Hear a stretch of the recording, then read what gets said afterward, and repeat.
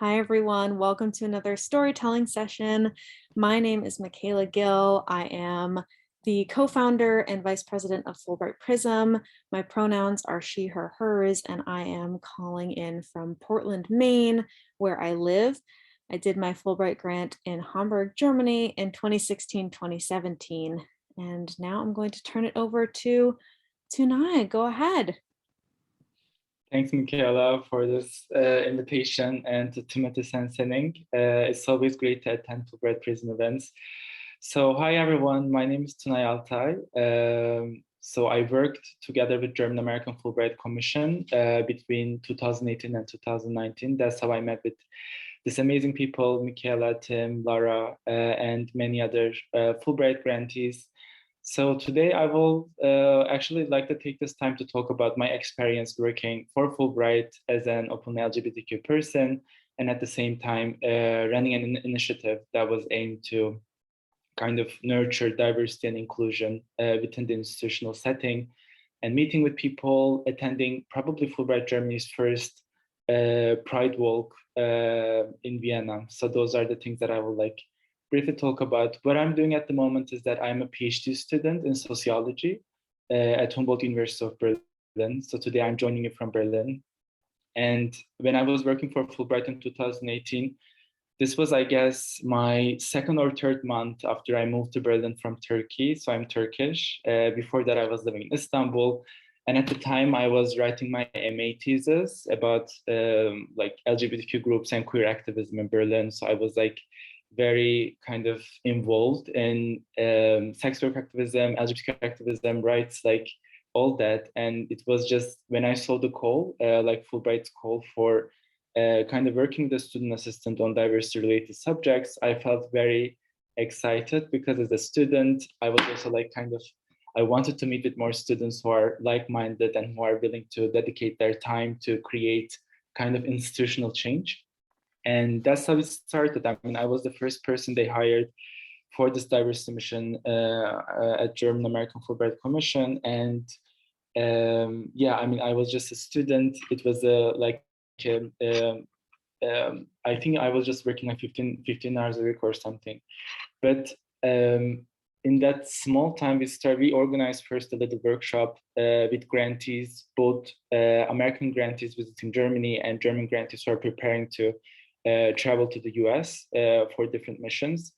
And I remember having this first meeting. It was just like a group of people like kind of coming together to talk about their experience and what they see as things to be improved. And it was just very magical. I mean, first of all, it was kind of the moment that I realized Fulbright's mission and its importance, because on the one hand, you had this American grantees talking about diversity and inclusion and anti-racism and LGBTQ rights with the vocabulary that is kind of like centered in the like US literature, right? So they are very articulate. They know how, I mean, obviously we were also speaking in English, but on the other hand, I saw this kind of like a discrepancy between European scholars or European students who were trying to explain racism in Europe, but obviously because of the historical differences and language barriers, etc., there was kind of this gap between the room. And I believe that within the years that I worked together with the Fulbright Commission at the same time after events that we organized, we were kind of like trying to build that bridge, this transatlantic bridge between how to talk about diversity, how to do like institutional diversity and inclusion work, and bringing in different experiences of discrimination, stigmatization, stereotyping, and all that. So yeah, I mean, this was kind of the beginning of my experience with Fulbright, and then after some months, I think we first heard about Fulbright NOAA, and then it was Fulbright Prism and student initiatives. And please correct me, Michaela, because you were also part of it as well. So I'm saying this more as a conversation. So it was just it was a very fulfilling moment from the institutional side. So I can maybe tell you about that, because at that moment, obviously, the institution, I mean, the commission itself was receiving some messages and some demands from the students, right? But still seeing students taking an initiative and taking an active role in really like and dedicating their time actually and their effort to change an institution that is so well established and at the same time so precious for many students for creating this opportunity. It was very important at that moment, and it really gave a very kind of like a motivating force for the institution to see the student initiatives taking an active role. And so it was the moment that they said, okay, we also have to support these people in order to create this change together. And yeah, and then I was and then Courtney Moffat, Buteau, and some other people were hired, and we were very happy to work with student initiatives as well as other institutional partners to create a new agenda for Fulbright, to understand how we can kind of like how we can just kind of like a roadmap actually to create a better future for Fulbright that is more inclusive of people with different backgrounds and experiences. And at that point, we organized one conference, which was the first Fulbright's diversity conference. And I think, Michaela, you were also here, right? And all Fulbright Prism core team, like Laura, Michaela, and Tim, they were all in Berlin. And it was in 2019, if I'm not mistaken, yes. And then we organize little working groups and come up with some, I mean, students that come up with some really excellent ideas to make Fulbright a better place and a more inclusive one. So I mean, overall, for those who are not familiar with the like institutional diversity work or Fulbright itself, it was just, I mean, 2018, 2019, and what student initiatives did at the time was it had a core value for many people because it stood as an example and it showed an alternative way where students can take actually the role of representing an institution, which is not all the time very well polished and very well, how would I say, structured, which is most often the case with institutions like Fulbright, because they are very well established and they kind of run through this idea of prestige most of the time. But at the same time, you can be both, and you can be smart, brilliant, prestigious, and at the same time, you can represent difference. So this was kind of a moment to show that this excellence can happen in different ways and different colors. So it was kind of like a very radical moment, which I'm happy to like partake as well. So yeah, I mean, it was kind of like the experience of building this mission. And after 2019, I left the commission because I wanted to focus on my PhD work, my academic work, and then I followed Fulbright Prism and what they did and other initiatives as well. And so it's so nice to see this conference also. This is almost like a nice comeback or full circle for me to see how it blossomed into something bigger and more global. And today the title, I suggested the title of Waving Our Flags, and I was inspired by this one event, and I will share my screen really quick. So it was 2019, and sorry for my bad selfie here. I just wanted to give you an impression of how I felt at the moment. So we were, Fulbright Austria actually had this idea of attending to the Europride Vienna. So it was, you know, Europride always travels to different countries, and that year it was in Vienna. And then at the time we were organizing EFDI, European Fulbright Diversity Initiative, working with student initiatives. And we had the idea of attending to the Pride to represent Fulbright for the first time in Europe. And again, this is like oral history. Maybe this might be the second time, but I think institutionally this was the first time that Fulbright walked as an organization. And at that walk, I bought this little flag with me. I mean, it's not that little, but I mean, I bought it in Vienna, and we were waving it like during the event. And we had some students joining us as well, and they were telling us how important it was to see Fulbright walking, because some of them were not open to their families. Some of them were really trying to kind of find a safer space to talk about their experience in Europe and maybe their first time away from home.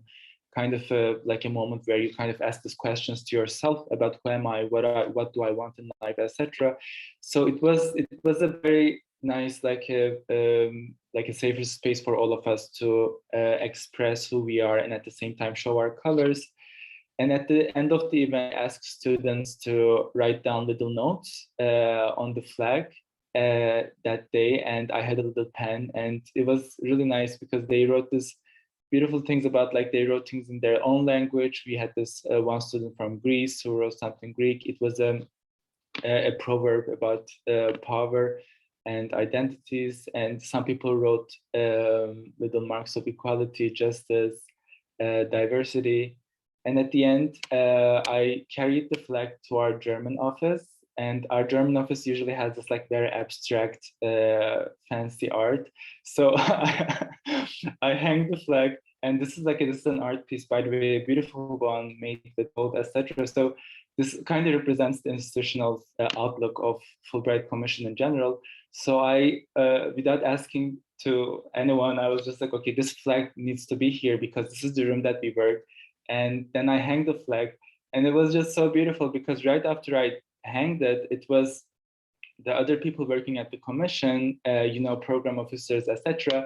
They were all coming and reading the little notes people and the Fulbrighters, grantees wrote on the flag, and they were sharing stories about their time attending to Pride and their LGBTQ relatives or friends. So it just created a very nice conversation, and it made people feel more comfortable talking about what is often deemed as like private life in the office structure. But obviously we are trying to move past that. So it just created that bridge to like talk about whatever they have and show their support at the time. So I mean, yeah, I'm really curious about your questions, but I mean, this flag, for me, this waving our flag and towards an institutional change. I mean, after working within institutions, and especially in diversity projects, I realized that changing an institution, especially something like Fulbright, is often not possible. It is just, it's a very big organization. It has lots of chapters, and the change that we often seek requires constant dedication and everyone's actually attention and willingness to do that. So this change, I mean, this flag, when you look at it, didn't change something substantially about the office, and or my presence didn't change substantially in the office.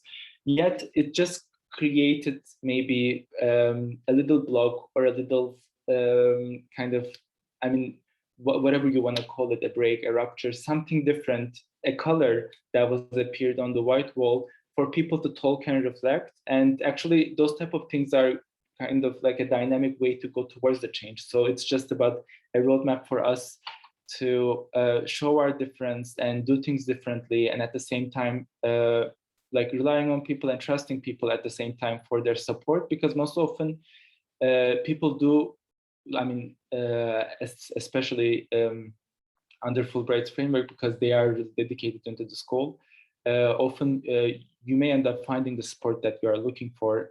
So that's why it's important to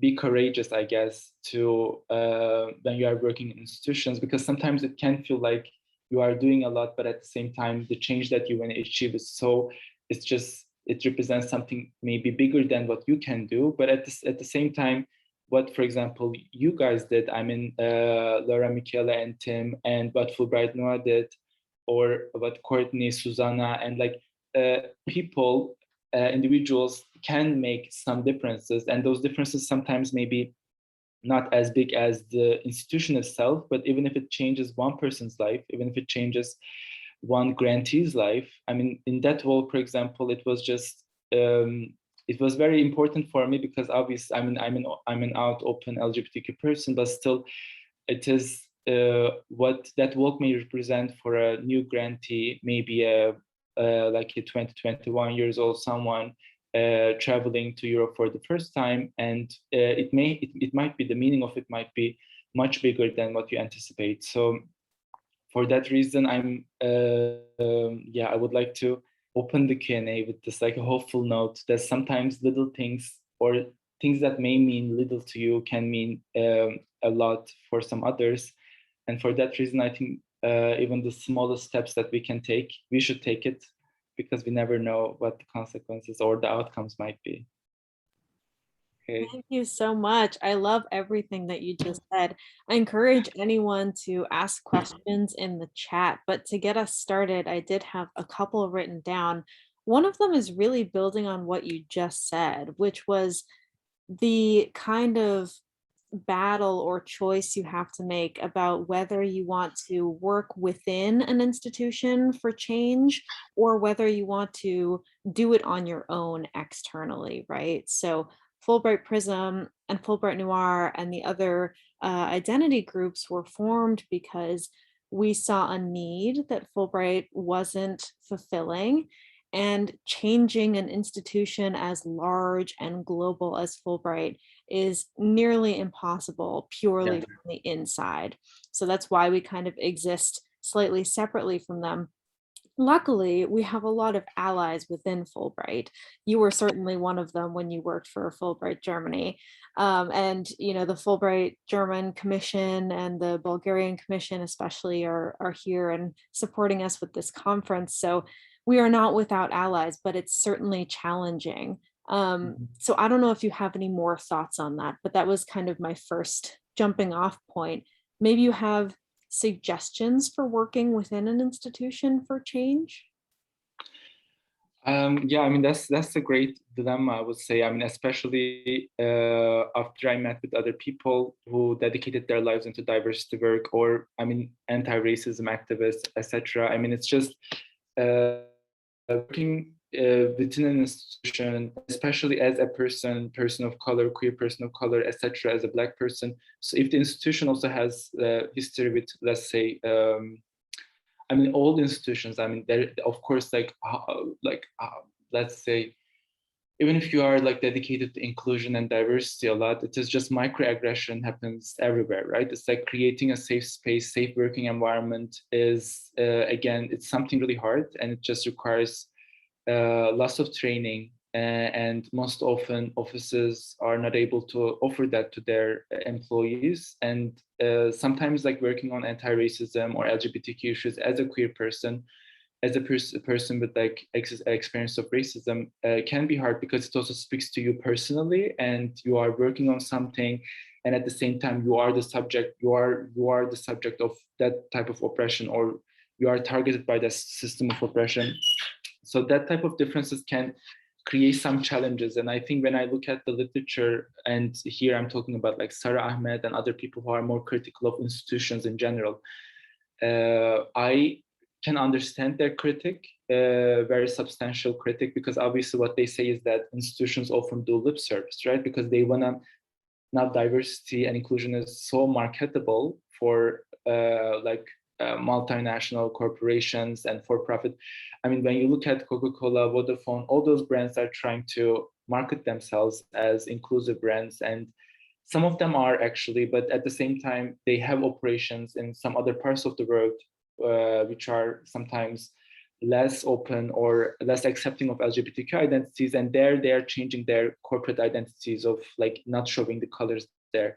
So then you are asking yourself, hey, but as an institutions, if you stand for these goals, then you should stand for this wherever you are in the world. But then you are seeing like this is the hypocrisy of like sometimes especially private sector and like corporate world. But when I looked at institutions, like, I mean, working for an institution like Fulbright, I mean, this is definitely not something for profit, obviously. And this is not like they are not using diversity or inclusion in ways that are like trying to maybe just, I mean, doing lip services, etc. So, I mean, the plan itself, the work itself for me was really dedicated to change. But at the same time, I can see your comment as well. I mean, it just working within institutions comes with its own limits, own barriers. It's almost like you are facing a wall in certain moments, because, as you said, this is either there are so many bureaucracies, so many people that needs to decide on different steps. It just takes too long sometimes to even do a certain operation, and you have to do things in a very like traditional way, if the institution has certain traditions. So it has limitations, obviously. And working outside of institutions also can be hard, because when you work outside of institutions, you often don't have access to resources. Even if you have access to resources, you don't have the same credibility when you are trying to market something. You don't have the same audience. And at the same time, you don't have the same, let's call it power in a way that power to create influence, power to create change, power to reach to certain people who may change politics, who may change certain like institutional procedures, etc.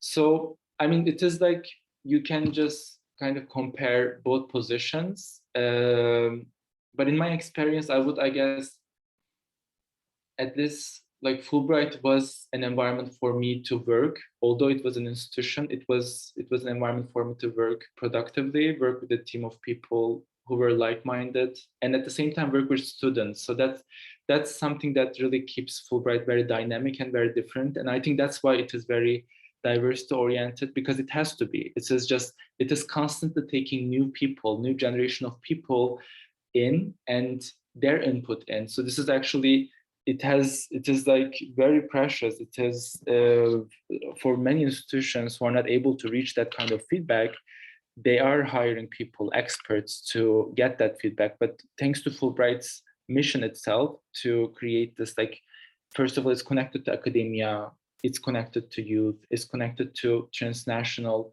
kind of network.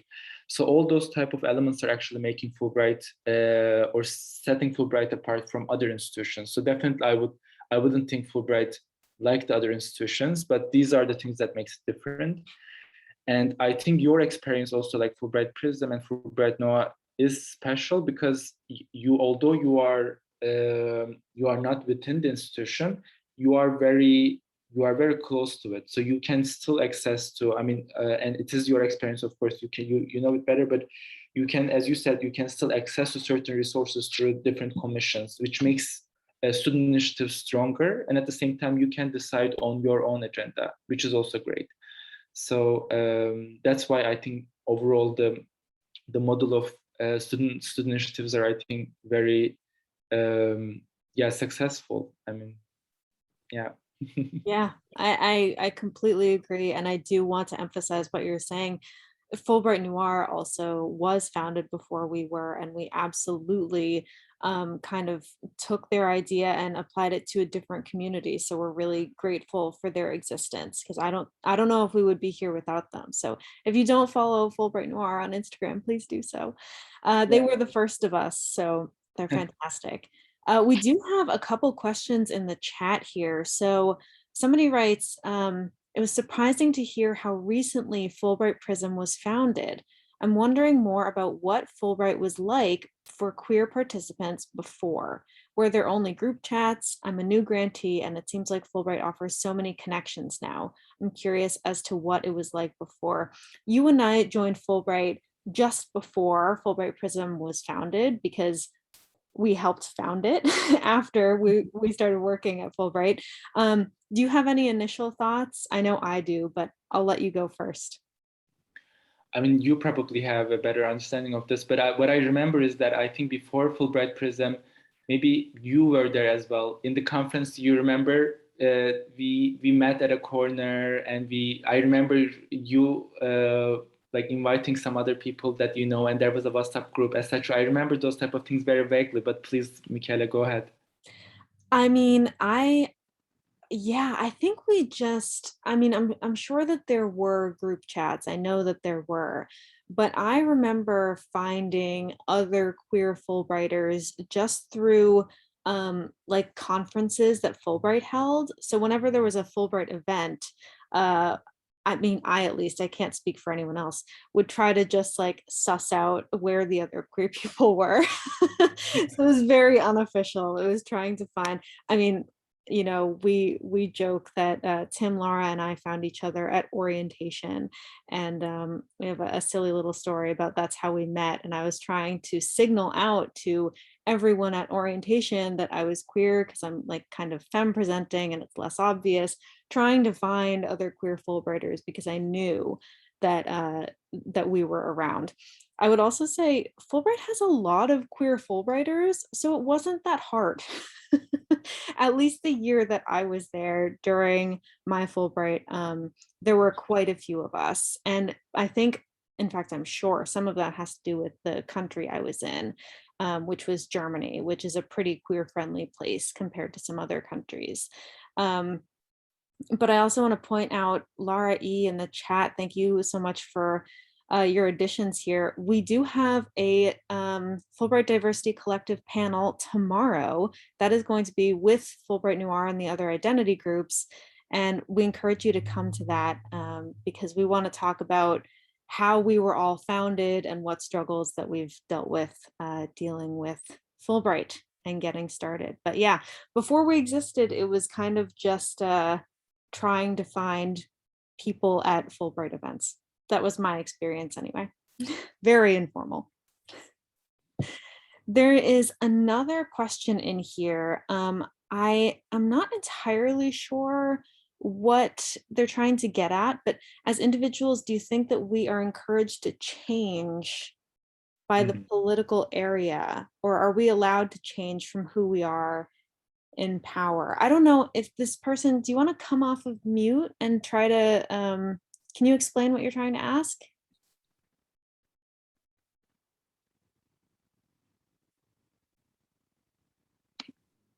I think they are here. I think so. I think so. Do you think that grantees changing according to countries, or maybe, or is it more like a general question? I think they're trying to ask if we are kind of encouraged to challenge people in power. Maybe I don't know if it's Fulbright specific or in general, but regardless, no. My answer would be no. I don't think that we're encouraged to challenge the people in power. In fact, you know, we have had some resistance from Fulbright in trying to figure out who we are as an organization. As much support as we've had, there has also been some resistance there for many reasons. And again, I encourage you to attend the talk tomorrow. But do you have any thoughts on that, Tunay? Yeah, I mean, I will just echo you there and just add maybe it is most often not, I mean, challenging, but maybe working towards the change together. And I feel like even the moments that we disagreed on, and there were many, as you said, I mean, also within the team, it is when you work as a team, it's not always like people agreeing on everything and then like doing things together, but it's often a dialogue, right? Some people propose something and then you try to maybe like do something differently, and then it has to, like, there are so many decision making steps, and sometimes you end up doing something that you didn't disagree on, though you didn't agree on at the very beginning. But I mean, it is it's fine as long as it is built around, or kind of like imagining a better future and imagining a more diverse future, just like trying to stay focused on the purpose that you have when you are working in an institution. And at the same time, if you are asking about your experience or working within institutions for diversity work, I would just say that set very healthy boundaries, because especially if you are a person who's affected by those changes personally, I think the most healthy and important thing to do is that set healthy boundaries and understand where your activism ends, where your office work starts. Because when you are dedicated in these things in your private life as well, you just remember that this is a job that you do. So this is also one thing, I guess, like for me, it was a learning experience, and maybe it can be a kind of like a closure. Obviously, when you are a dedicated person into like making things better, and when you are working in an institution with so much resources and kind of potential, it is possible that you maybe give too much of yourself and dedicate too much of your time. But at the same time, I mean, doing a diversity work in an institution is not, it can be a part of your activism, but you should always set healthy boundaries, because at the end you are doing a job, a paid job for your work. So I think for me this was an answer, and this really helped me to set a better mindset for my relationship towards like doing diversity work with institutions. It always has limits. I know I cannot like change things, or maybe as I said, like create a radical difference, as Michaela put, but even like doing something little can affect people's lives. That's exactly right. I have one question before we have to wrap up. We only have about 5 minutes left, but I'm going to ask Okay. anyway, because I'm curious. So much of your work has been about this. How do you talk about diversity across cultures when diversity means something different in each culture? How have you navigated that? Yeah, that's an amazing question. I mean, we can even start a new panel with that. It was, I think, it's just so brilliant. And now, as an academic, like I'm trying to focus on that, and I find actually the critical translation literature very helpful in my way of understanding certain things. I mean, the simplest example is when you talk about race, racism, and in German it's like Rasse, in Turkish it's ırkçılık. It's, and the concept travels, right? I mean, when you talk about racism, you assume that people understand what you say. It's like a self-explanatory. So we were like in Fulbright, you are traveling in Europe, you are going Bulgaria, you are going to Bulgaria, Romania, France, and each country actually has certain sociopolitical context that changes the meaning of race, race. And when you talk about racism in those countries, it just